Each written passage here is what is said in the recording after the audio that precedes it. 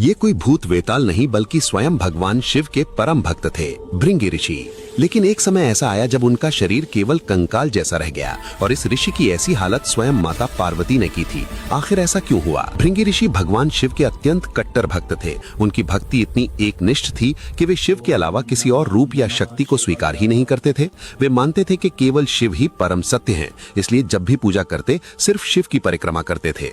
एक बार भृंगी ऋषि कैलाश पर्वत पर भगवान शिव के दर्शन के लिए पहुंचे। वहां सभी ऋषि शिव पार्वती दोनों की परिक्रमा कर रहे थे, लेकिन भृंगी ने हमेशा की तरह केवल शिव की परिक्रमा शुरू कर दी। ये देखकर माता पार्वती ने उन्हें समझाया कि वे शिव से अलग नहीं हैं, वे शक्ति हैं और बिना शक्ति के शिव भी पूर्ण नहीं होते। इसलिए शिव के साथ पार्वती की पूजा भी अनिवार्य है। लेकिन भृंगी अपनी बात पर अडिग रहे।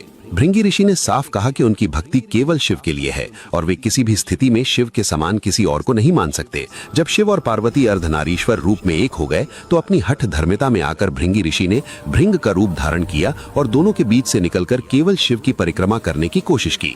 माता पार्वती ने उन्हें समझाने की बहुत कोशिश की, लेकिन जब भृंगी ने अपनी सोच नहीं बदली तो पार्वती को क्रोध आ गया। उन्होंने भृंगी को श्राप दे दिया कि उसके शरीर से सारी शक्तियां छिन जाएंगी और वो कंकाल मात्र रह जाएगा। तुरंत ही भृंगी का शरीर दुर्बल हो गया और वो केवल हड्डियों का ढांचा बनकर गिर पड़ा। वो इतना कमजोर हो गया कि खड़ा ही नहीं हो पा रहा था।